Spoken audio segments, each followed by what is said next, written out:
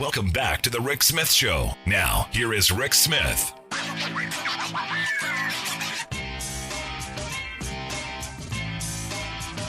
So some craziness going on up in New Hampshire as the Republican governor, Chris Sununu, up there has basically chastised this group. What's their name? Moms for Liberty.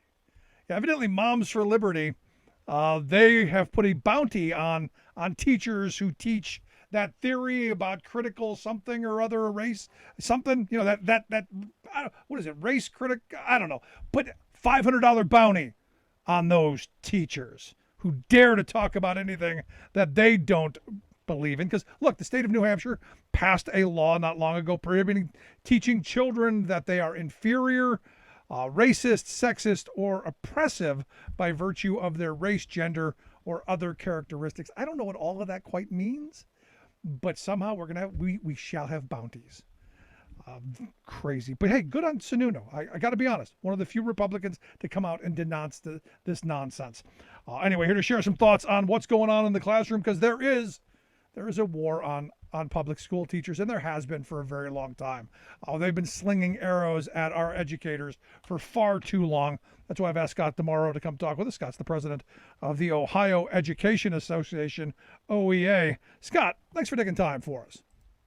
Good to be with you, Rick. So what do you think of this? Bounties on the head of those evil teachers who teach kids about history. How dare they? I mean, it just shows how far this coordinated disinformation campaign has gone. You tell lie after lie after lie, and people start believing it, and they're tripping over each other to try to, outdo each other. It does show fundamentally that people on the extreme right don't want to talk about the realities of race, don't want to respect the important work that educators are doing in our classrooms to keep learning going through very, very difficult times. The good news for me is that, as we look at where the majority of folks are, particularly in our state, I think they're on the extreme. They're outside the mainstream. Most people believe in their teachers, believe in their public schools, know their public schools are doing a good job. And in fact, based on some polling that we just did in Ohio, they believe our schools are underfunded and they want to do more to support our schools. So it's unfortunate, though. It's part of the larger culture. And for some reason, the right wing has decided that education is going to be where they're going to make their mark. And I think they're going to fail miserably. Well, it's a good place to scare people. I mean, you look at what happened in Virginia, and what they did is they took the poorly educated, which according to Donald Trump, who he loves quite well, and they scared them that there's this theory out there. We don't really know what it is, can't explain it, but there's a theory, and it's about race.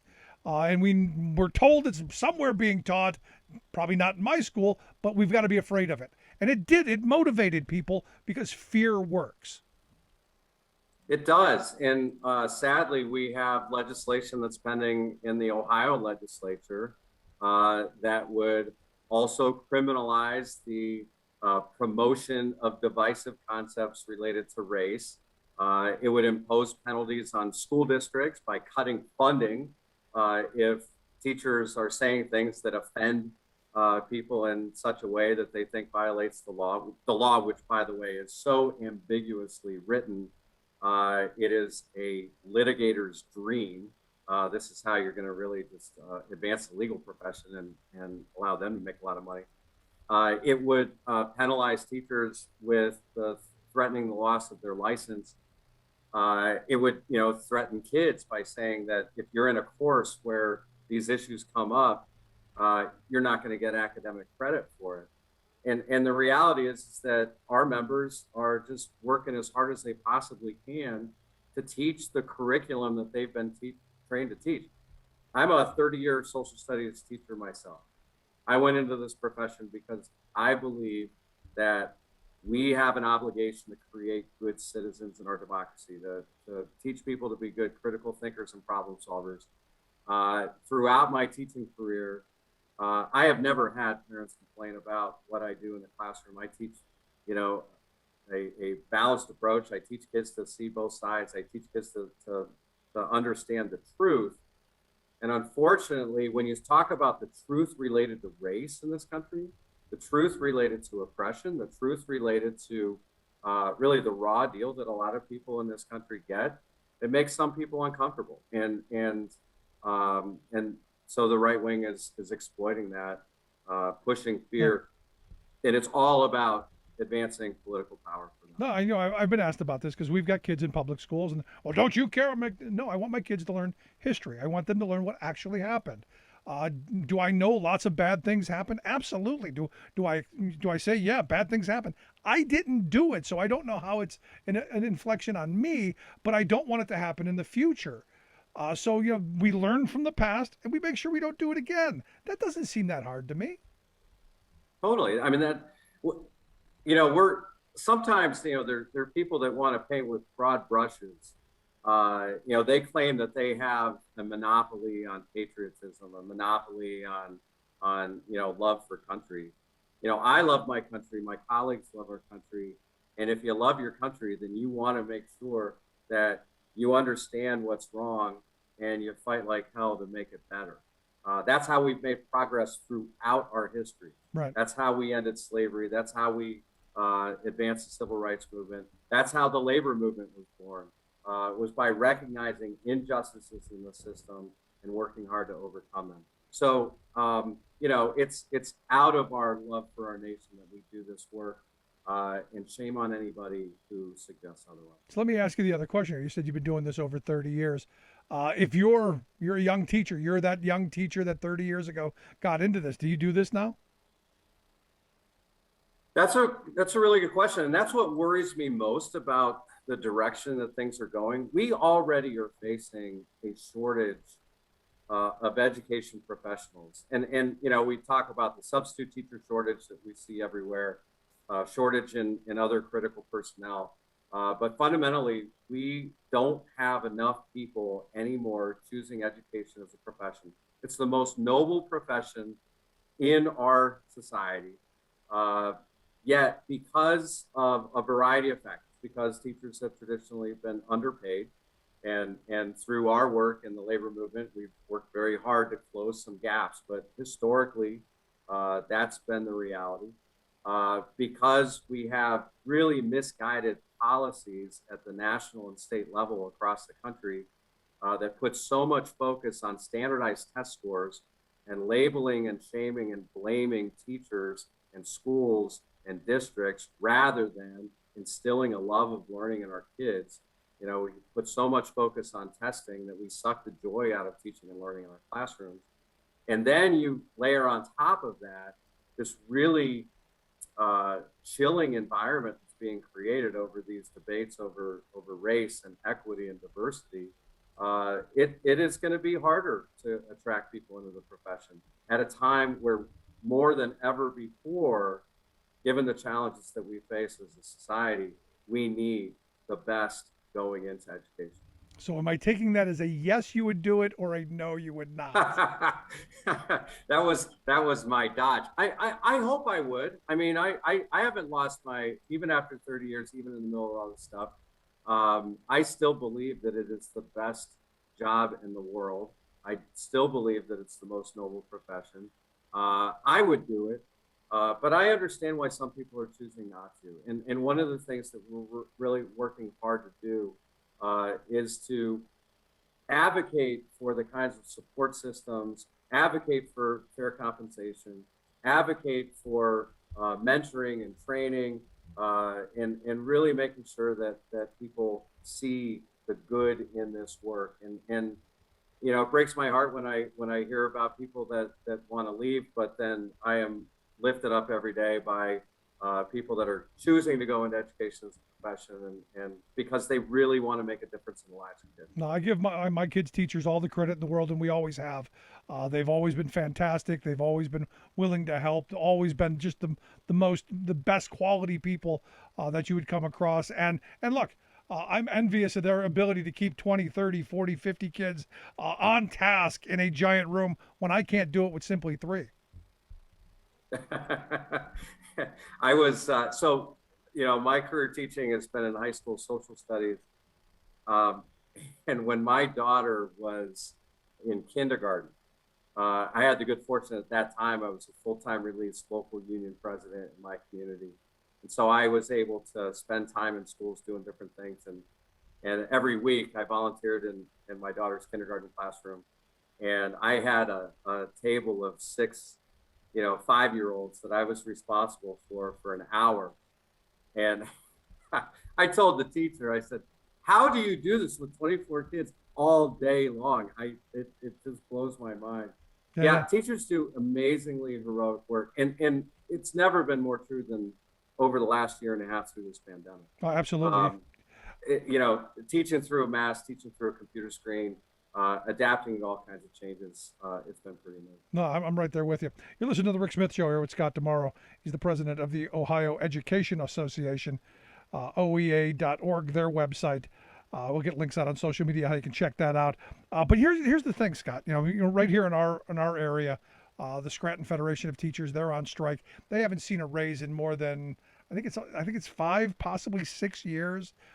We've seen constant attacks on education across not just Pennsylvania, not just Ohio, but across the country, and deep and painful cuts in education, where we get the rhetoric from politicians. Our children are our most important resource. We're investing in the future. Yet they keep cutting the funding, handing it off to corporate interests, and then expecting miracles from teachers. I got to tell you, I'm not surprised there hasn't been a mass exodus, because as one person sent me, I make more money now as a bartender than I made as a teacher. And when I'm done bartending, my day's over. When I was a teacher, I went home and grading papers and dealing with all kinds of problems and dealing with all kinds of kids and their stories and their family conditions. It's an awful lot for someone to make just above poverty wages, I think. Yeah, and too many of our teachers are working in communities where the schools are underfunded. Ohio is similar to Pennsylvania in that, we have a very inequitable system of funding schools. We've been advocating really hard to try to make sure that the resources are there across the board and that there's more equity in terms of how those resources are distributed. But when you depend primarily on local property taxes, which depends on local property values, then you're going to have these inequities, and that's just unjust. Layer on top of that this expansion of charter schools. In many states, you have taxpayer dollars that are being diverted to subsidize people that choose to send their kids to private schools in the form of vouchers, and you really put a squeeze on the system.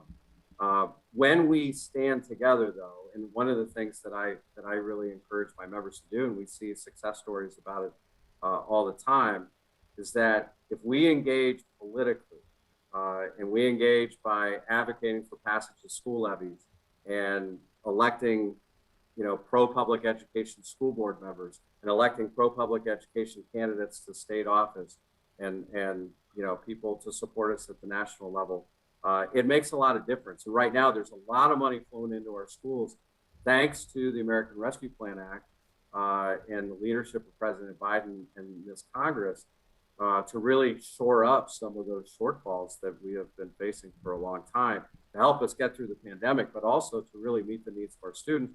And in doing that, it allows us to cut class sizes, and then hopefully better compensate teachers as well. Yeah, because we know what works to help students learn. We don't need magic tricks. We don't need silver bullets. Vouchers, sorry, not working. They're just making rich people richer. Charter schools have been shown to be, for some, a little bit better, but for the mass, no better. In a lot of cases, even worse. And these god-awful cyber charters that we've got here in Pennsylvania are just by far the worst ripoff. And look, we learned, I think all of us saw through the pandemic what a cyber charter school really looks like. And I hope we now roundly reject this nonsense going forward.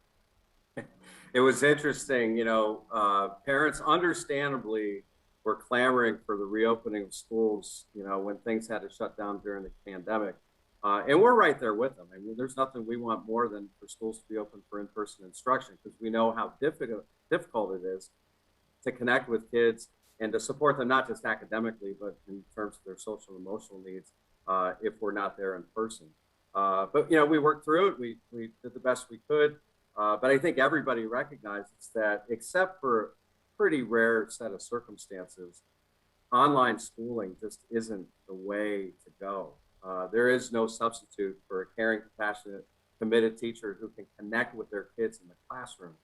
And so, but through all that, public schools that were providing online instruction blew the competition away. And you see really kind of this emperor has no clothes effect when you look at just how bad the performance of these online charters are. In Ohio, the largest one we have, they had a chronic absenteeism rate last year of close to 50%. It's ridiculous. No, it's crazy. Yeah. But it shows what committed, well-trained, passionate educators can do. Whereas you look at some of the other ones, this is a stop along to somewhere else. I mean, I know people have gone through the Teach for America thing, and we're gonna do this as kind of a hobby and then move on. I'm going, no, that's not what we want as an education system. So the last question I've got for you, because I've yet to find many people who look at their kids' teachers, they're terrible. Most of the people love their kids' teachers. When you hear people complain, it's about those teachers. We don't actually know them, but they're there somewhere and they're teaching bad stuff. So how do we undo that and focus on, we do love our public school teachers. We do love our public schools. Well, I think we have an obligation as a union, we have an obligation as a profession to not be bashful, to tell our stories, to celebrate our successes, to advocate as much as we can for the resources that we need and for fair accountability systems. But far too often, I mean, the people that go into education, are modest folks. They're not interested in putting a spotlight on themselves. They go into this profession because they want to lift other people up. Yep. We have to do a better job of telling our story and really celebrating our success. Yep. Good stuff. Or we just make them write 100 times. I shall not hate on teachers. That works too. I like that. And they have to do it in old school chalk on a chalkboard. That's the way forward. But Scott, I appreciate the time. Really good talk with you. I hope you'll come back and talk to us again. Thanks, Rick. Good stuff. Scott DiMauro, president of the Ohio Education Association, OEA. Their website, ohea.org. We'll get links out on social media on how you can check that out. Quick break. Right back after this. Stick around. You're listening to The Rick Smith Show. For working people, come to talk. Remembering that united we bargain, divided we beg. Rick Smith.